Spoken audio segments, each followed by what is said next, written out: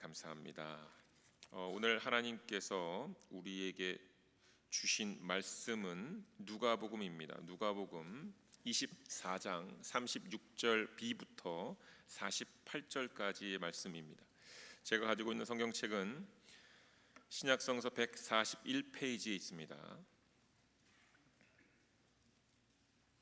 누가복음 24장 36절 B부터 48절까지 교독으로 말씀을 보시고 제일 마지막 구절은 함께 봉독하도록 하겠습니다. 제가 먼저 봉독하겠습니다. 너희에게 평강이 있을지어다 하시니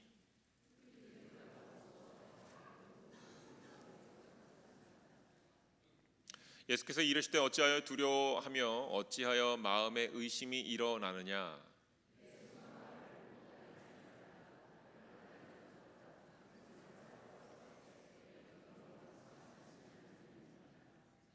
이 말씀을 하시고 손과 발을 보이시나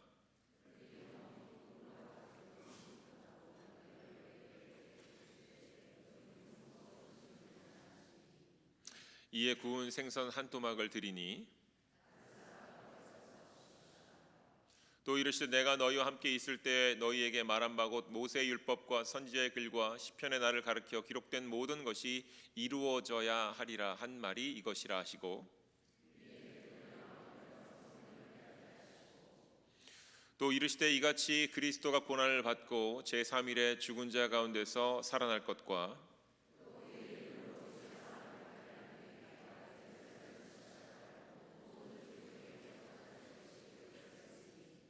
너희는 이 모든 일의 증인이라. 아멘. 하나님 말씀입니다. 함께 기도하겠습니다. 하나님, 오늘 우리에게 호흡을 주셔서 이곳까지 오게 하신 것 감사를 드립니다. 또한 우리에게 사랑하는 가족을 주셨고 섬길 수 있는 교회 공동체를 허락하셨고 세상에서 하나님의 뜻을 구하며 살 수 있는 직장도 주신 것에 감사를 드립니다. 모든 것이 하나님께서 주신 것임을 고백하며 하나님께 10의 1조 감사헌금, 주일헌금, 선교헌금, 지정헌금을 하나님께 되돌려 드리게 하신 것에도 감사를 드립니다. 하나님, 우리의 마음과 정성을 하나님께 예물로 드리오니 기쁘게 받으시고 하나님의 축복을 받아 이 땅에서 생육하고 번성하는 우리 모두가 되게 하옵소서. 또한 땅을 정복하고 생물을 다스리는 권세를 받았사오니 모든 것을 하나님의 뜻 가운데서 사용함으로 세상에서 복의 근원으로 살아가게 하옵소서. 하나님, 주신 말씀에 감사를 드립니다. 오늘 선포될 말씀으로 우리 모두가 하나님의 주권 앞에 엎드리며 하나님 말씀으로 일어서고 하나님 말씀으로 살아가는 새 힘을 얻게 하옵소서. 삶의 결단과 다짐을 이루기 위해 하나님의 지혜와 용기가 필요하오니 성령님 간구합니다. 모든 이들에게 하나님의 지혜를 가득 채워 주시옵소서. 더욱이 하나님의 말씀을 듣는 마음을 허락하시어 매사에 하나님께 기쁨을 드리는 자녀가 되게 하시고 하나님께서 인도하시는 곳에만 온전히 서는 우리 모두가 되게 하옵소서. 오늘 우리로, 매일 우리로 새로운 피조물로만 살아가는 우리 모두가 되게 하옵시며 예수님의 이름으로 기도드립니다. 아멘. 네, 오늘 본문의 말씀 누가복음 24장의 말씀을 가지고 이렇게 제목을 정했습니다. 그들 앞에서 잡수시다입니다. 그들 앞에서 잡수시다. 부활절 주일 이후에 우리가 함께 말씀을 묵상하면서 이제 3주째인데요. 말씀을 선포하는 가운데 한 가지 방향성이 있음을 모두가 조금이나 느끼셨을 것이라 생각을 합니다. 이것은 바로 무엇인가 하면 하나의 방향성, 부활하신 예수 그리스도와 함께 살아가는 삶을 살아가는 방향성입니다. 예수와 함께 살아가는 삶에서 이제 말씀을 받고 실천하는 겁니다. 자, 이전과는 다르게 하루 동안에 새로운 한 걸음 한 걸음을 걷는 제자들의 삶을 우리가 성경 말씀을 통해서 묵상하게 될 것입니다.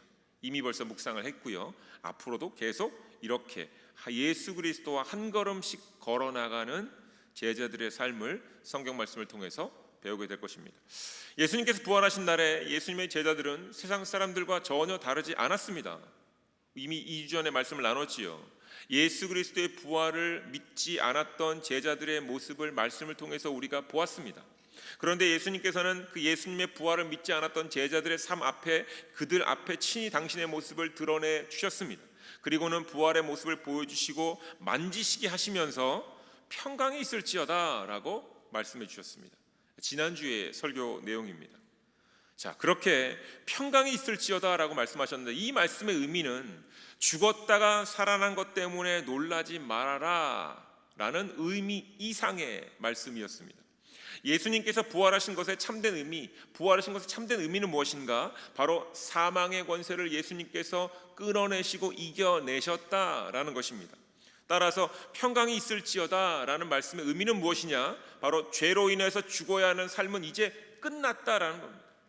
죄된 인생은 이제 끝났다라는 겁니다. 더 이상은 죄 때문에 힘들어하고 어려워할 필요가 없다라는 겁니다.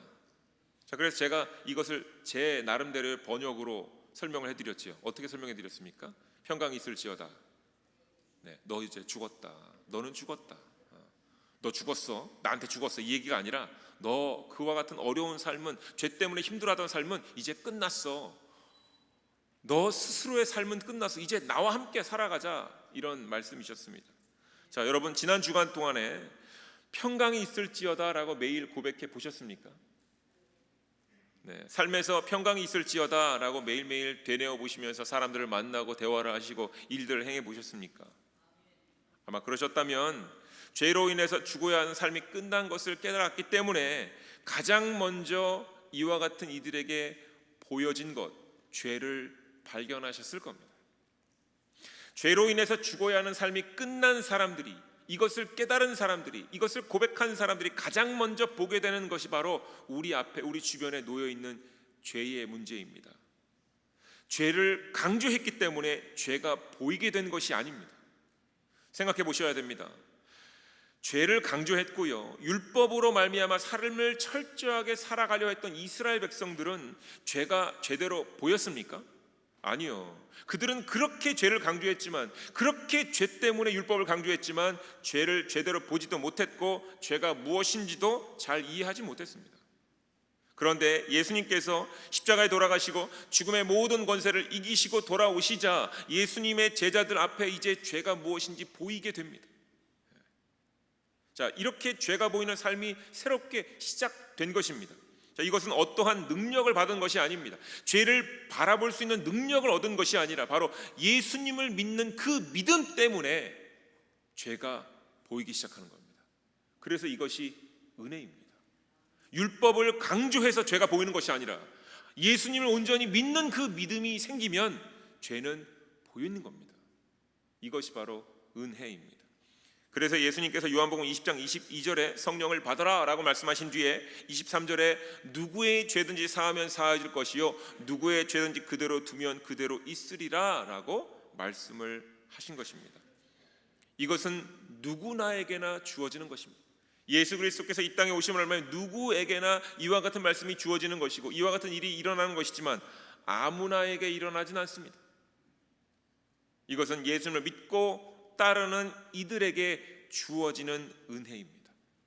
반드시 예수님을 믿고 따르는 이들에게만 주어지고 드러나는 은혜의 놀라움입니다. 예수님을 믿고 따르는 이들에게는 이와 같은 삶이 시작된다라는 것입니다. 이것은 피할 수 없습니다. 만약에 우리의 삶 가운데 죄가 제대로 잘 보이고 있지 않다면 내가 하나님 말씀을 잘 몰라서 또는 내가 어떤 능력이 없어서가 아니라 지금 혹시 내 마음 안에 예수님을 거부하는 마음이 있는가? 혹은 예수님을 온전히 믿지 못하는 불안함과 걱정이 있는가? 이때에는 안 보일 수 있습니다. 그러니까 죄가 정확하게 보이지 않는다면, 정확하게 드러나고 있지 않다면 지금 내 안에 내 믿음에 지금 약간의 어려움이 있나 보다, 빨리 캐치를 하셔야 됩니다. 자, 그리고 오늘의 본문의 말씀은 이와 같은 방향성, 예수님과 하루하루를 동행하는 이들에게 일어나는 일 가운데 하나의 사건입니다. 누가복음 24장 36절 예수님께서 또 이렇게 제자들에게 말씀하십니다. 너희에게 평강이 있을지어다. 아멘. 요한복음 20장과 같은 상황입니다. 조금 내용이 다른 것이 있다면 누가복음 24장에 예수님께서는 부활하신 당신의 그 몸을 엠마오로 가는 두 제자에게 먼저 드러내 보여주셨다라는 사건의 내용이 조금 다릅니다. 그리고 오늘 본문에서 다시 한번 후반부에 모든 제자들에게 예수 그리스도의 몸을 다시 보여주십니다. 예수님께서 제자들에게 육신 그 부활의 모습을 보이실 때 제자들이 예수님을 영으로만 알았다라고 성경에 기록되어 있습니다. 요즘 말로 쉽게 얘기하면 귀신 본 것처럼 예수님을 봤다라는 겁니다. 그가 혹시 영인가 귀신인가 이렇다라는 겁니다. 이때 예수님께서 예수님의 손과 발을 보여주셨다라고 성경 말씀에 기록되어 있습니다. 육신의 부활이 무엇인지를 확인시켜 주신 것입니다. 누가복음 24장 41절 말씀을 보십시오. 그들이 너무 기쁨으로 아직도 믿지 못하고 놀랍게 여길 때에 이르시되 여기 무슨 먹을 것이 있느냐 하시니 아멘. 자, 예수님을 보았고요. 예수님께 친히 손과 발을 확인시켜 주셨습니다. 그런데 그들은 어떻게 해요? 기쁜 건 기쁜 것 같은데 그들은 여전히 믿지 못하고 그저 놀란 가슴으로 귀신 본 것처럼 그렇게 여기고 있을 때 다시 한번 예수님께서 믿지 못하는 제자들에게 이렇게 말씀을 하십니다. 여기에 무슨 먹을 것이 있느냐 이렇게 물어보시는 겁니다. 그 다음 구절이요 42절과 43절 말씀입니다. 이에 구운 생선 한 토막을 드리니 받으사 그 앞에서 잡수시더라. 아멘. 자, 오늘 설교의 제목이기도 하고 너무나도 중요한 포인트이기도 합니다. 그들 앞에서 잡수셨다라는 겁니다. 예수님께서 죽음에서 부활하시는 사건이 3일간이지요. 돌아가시고 부활하실 때까지가 3일간의 기간이 있습니다. 3일 동안 아무것도 못 드신 것이지요. 네, 그래서 배가 고프셔서 예수님께서 제자들을 만나자마자 먹을 것을 달라고 하신 것일 수도 있겠지요. 그럴까요? 네. 너무 인간적인 해석이잖아요. 그렇죠? 돌아가셨을 때부터 부활하실 때까지 3일간 아무것도 못 드셔서 배가 고프셨을 것이다. 네. 그런 의미만은 분명히 아닐 겁니다. 왜냐하면 엠마오로 가는 두 제자들과 함께 계실 때에도 이와 같은 일이 있었다라는 거지요. 누가복음 24장 동일한 본문의 30절 말씀입니다. 그들과 함께 음식 잡수실 때에 떡을 가지사 축사하시고 떼어 그들에게 주시니 함께 그들과도 식사를 하셨다라는 겁니다. 엠마오로 가던 두 제자를 만나서 그들과도 식사를 하셨다라는 것이고요. 31절에 그들의 눈이 밝아져 그인 줄을 알아보더니 예수는 그들에게 보이지 아니하시는지라. 아멘. 자, 그 제자들의 눈이 밝아졌습니다. 아, 예수님이시구나 하고 알았는데 깨달았을 때 예수님은 사라지셨다라는 겁니다. 자, 이와 같은 사건이 다시 한번 제자들 앞에 일어난 것입니다. 자, 여기 무슨 먹을 것이 있느냐? 배가 고파서 말씀을 하셨는지는 모르겠지만 분명한 것은 예수님께서 그들이 너무 기쁨으로 아직도 믿지 못하고 놀랍게 여길 때에 이렇게 물으셨다는 거예요. 예수님께 살아 돌아오신 것이 너무나도 기뻤는데 여전히 믿지 못하자 그들에게 이렇게 물으시면서 다가가신 겁니다. 여기에 무슨 먹을 것이 있느냐? 누가복음 24장 42절과 43절 그러니 이에 구운 생선 한 토막을 드리니 받으사 그들 앞에서 잡수셨다라는 거예요. 제자들에게 먹을 것을 물으신 예수님께서 제자들에게 생선 한 토막을 받으사 그들 앞에서 잡수십니다. 자, 누구를 위해서 이와 같은 일을 하셨습니까? 맞습니다. 예수님의 제자들을 위해서 이와 같은 일을 하셨습니다. 자, 무엇을 하시기 위해서 음식을 달라 하시고 먹으셨습니까? 네, 맞습니다. 제자들의 눈을 밝혀주기 위함입니다. 여러분, 이 단어를 잘 아실 겁니다. 식구. 식구가 무엇입니까? 식구. 먹을 식, 입구. 네. 한 집에서 함께 밥을 먹는 이들을 우리는 식구다 이렇게 말을 합니다. 아마도 영화 속에서 드라마에서 자주 보셨을 겁니다. 오랜 시간 집을 떠났다가 돌아온 자녀에게 부모님이 특별히 어머님이 눈물을 글썽이면서 이런 질문을 합니다. 밥은 먹었니? 다른 많은 얘기들이 있겠지만 어머니가 자녀를 오래간만에 봐서 혹은 자녀와 관계가 안 좋았다가 오래간만에 봐서 건네는 한마디. 밥은 먹었니? 한국적인 질문일지도 모르겠습니다. 바쁘게 생활하며 자주 만나지 못하는 자녀들에게 부모님이 던지는 이 질문 무엇입니까? 밥은 먹고 다니니? 밥은 먹고 다니니? 이렇게 질문합니다. 식구이기 때문에 가족이기 때문에 이런 질문을 하는 겁니다. 잘 살아가는지 건강은 한지 걱정이 여러 가지 근심과 걱정이 많이 담겼는데 다른 거 다 묻지 않고 딱 이 질문 하나 합니다. 밥은 먹고 다니니? 요한복음 21장 베드로와 대화를 나누시기 전에 예수님께서 갈릴리 호숫가에서 제자들에게 조반을 먹으라고 말씀하시면서 떡과 생선을 제자들에게 주셨다라는 말씀이 기록되어져 있습니다. 다시 말하면 예수님은 제자들을 걱정하고 있었다라는 겁니다. 십자가에서 돌아가셨어요. 너무나도 참혹한 죽음입니다. 그리고 그 죽음에서 부활하실 때에도 여전히 많은 사람들은 슬픔과 어려움과 그 상황에 있었지만 그 당사자인 예수님께서는 여전히 온 몸과 마음을 다해서 제자들만 걱정하고 계셨다라는 겁니다. 누가복음 24장 43절 말씀입니다. 받으사 그들 앞에서 그 앞에서 잡수시더라. 이 행동의 의미는 이런 겁니다. 내가 이렇게 돌아왔으니 걱정하지 말아라. 이제 너희도 먹고 힘내라. 아마 제자들이 그랬겠지요. 지금까지 예수님이 시신이 없어진 것을 놓고 이런저런 얘기들, 걱정들, 근심들, 그것 때문에 밥도 제대로 못 먹고 식음을 전폐하면서 혹시라도 유대인들이 우리를 죽이지 않을까, 누군가 우리를 해코지 하지 않을까, 이런저런 걱정 때문에, 불안함 때문에 문도 걸어 잠그고 제대로 삶을 살지 못했을 겁니다.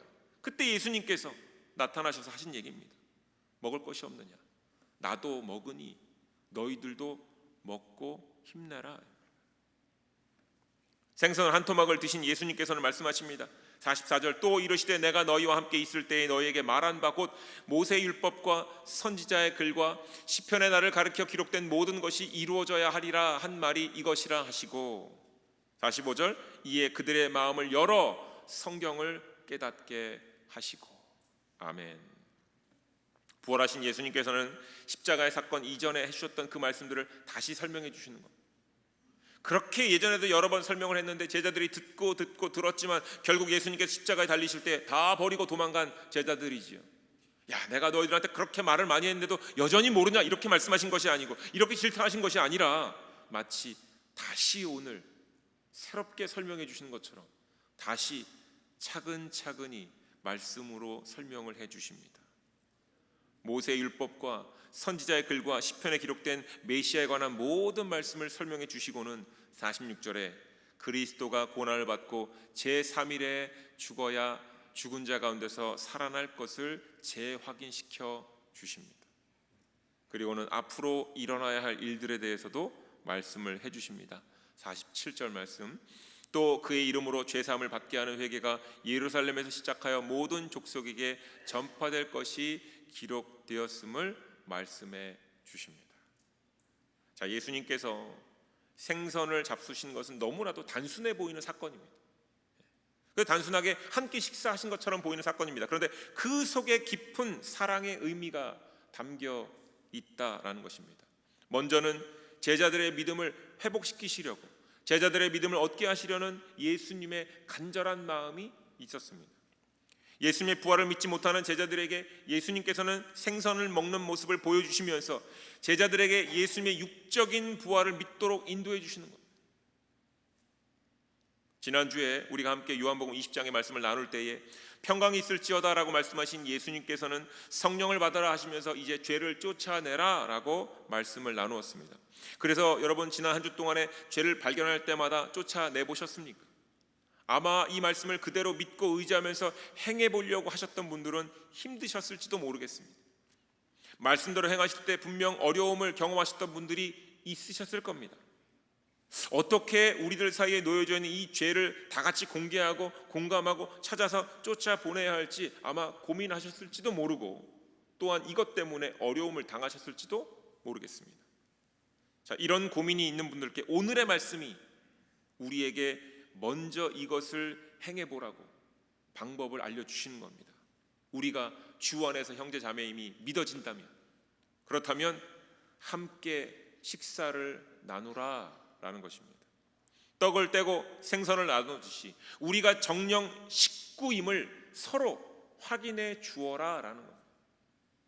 서로 마음을 풀어주라 라는 겁니다. 사랑하는 교회 여러분, 사랑을 실천하고자 하시는 분들과 서로의 관계를 회복시키고자 하시는 분들, 그리고 죄를 알려주시고 죄를 쫓아내길 바라시는 모든 분들은 오늘 본문 말씀을 통해서 기도하시면서 식사의 자리를 만드시길 주님의 이름으로 축원드립니다.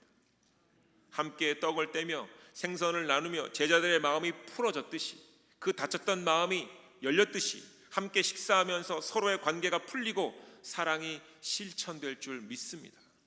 예수님께서 먼저 우리 앞에서 이 일을 행해 주셨습니다. 두 번째, 예수님께서 생선을 받아 드실 때 제자들은 예수님의 부활을 온전히 받아들였습니다.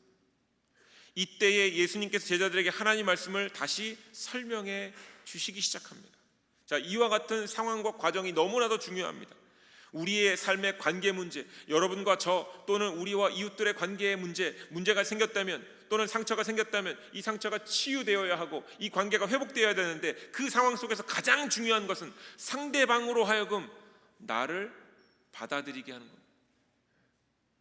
그 상대방의 문이 열려야 합니다. 그리고 가장 먼저는 나를 받아들여야 합니다.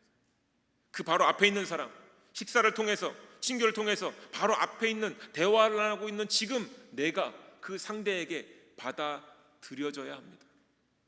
그 다음 우리 안에 있는 하나님 말씀이 받아지게 되는 겁니다.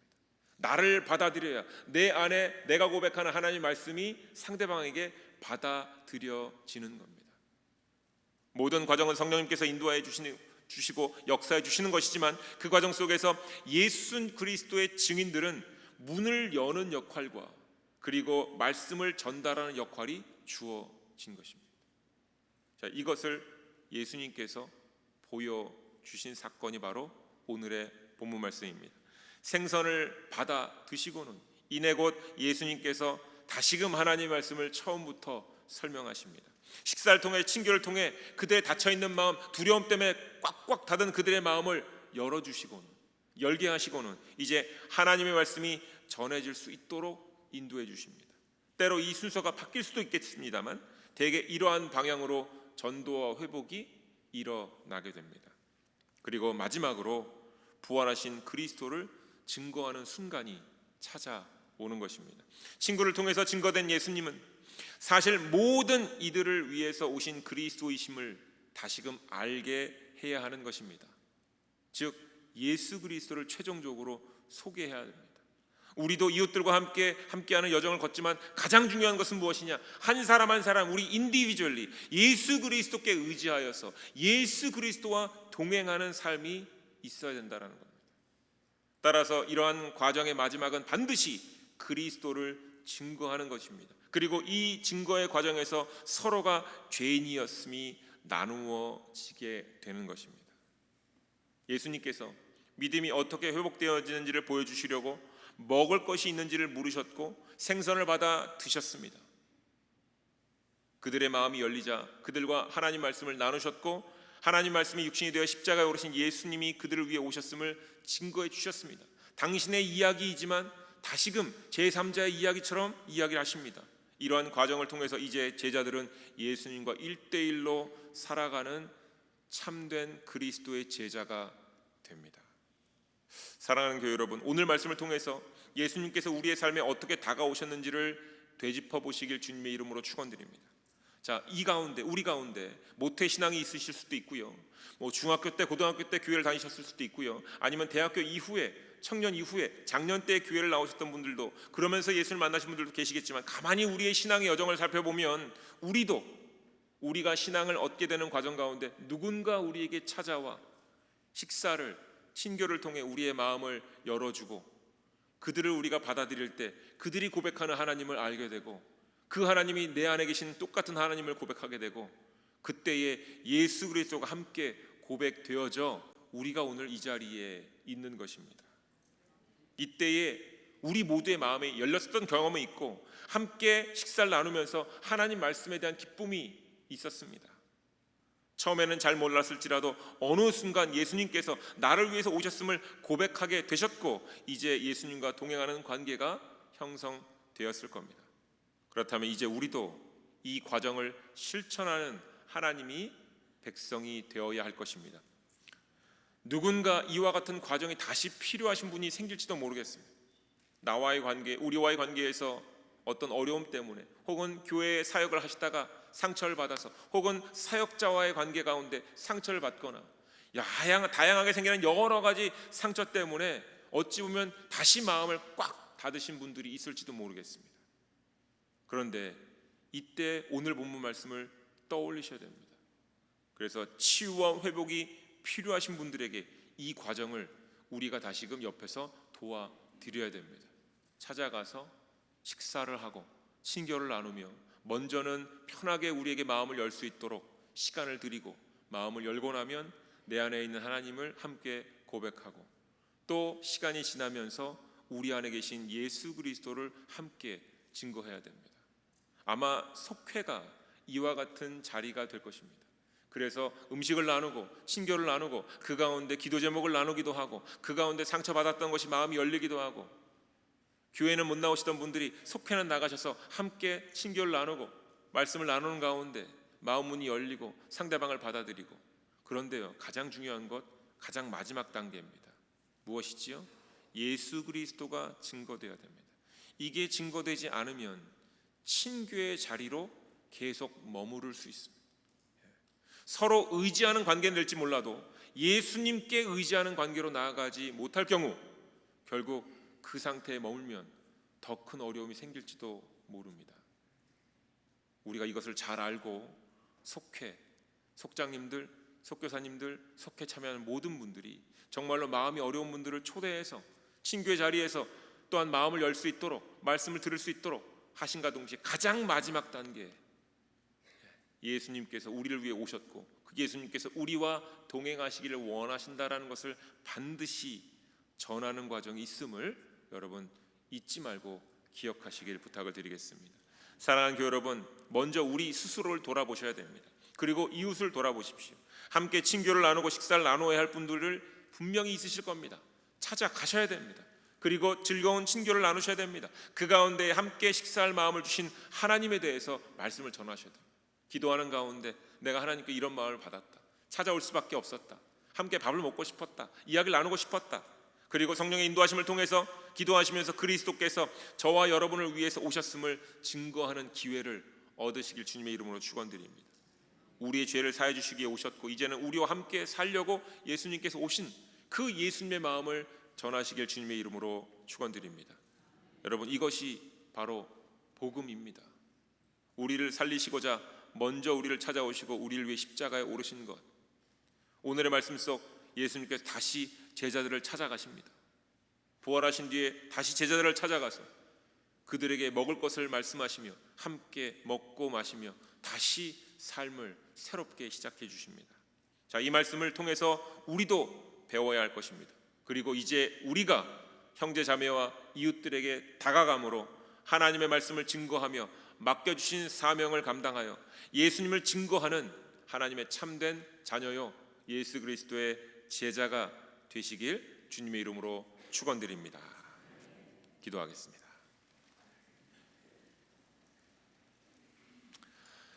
하나님, 예수님께서 제자들에게 찾아가시어 그들의 마음을 다시금 열게 하신 것을 확인케 하시니 감사드립니다.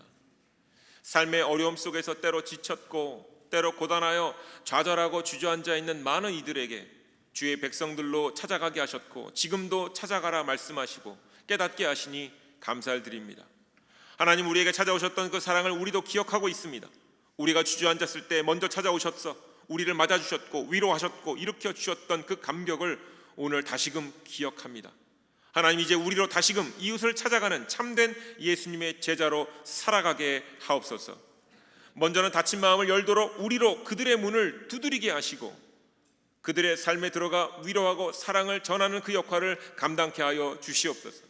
그 가운데 성령님의 인도하심으로 하나님의 말씀을 증거하게 하시고 예수님께서 우리 가운데 계심을 선포하게 하여 주시옵소서. 예수님께서 지금도 우리를 위해서 충고하시는 분이심을 온전히 알리게 하옵소서.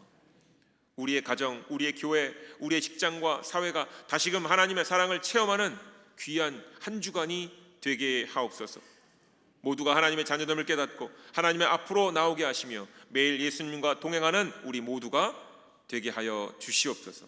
이런 사명이 온전히 완성될 때까지 우리로 매일매일 일어나 하나님의 사랑을 증거하는 역할에 게으르지 않게 하여 주옵소서. 우리를 사용하시어 우리로 하나님의 자녀된 삶을 끝까지 이루어내고 하나님께만 기쁨을 드리는 그 권세를 누리게 하여 주시옵소서. 예수님의 이름으로 기도드립니다. 아멘.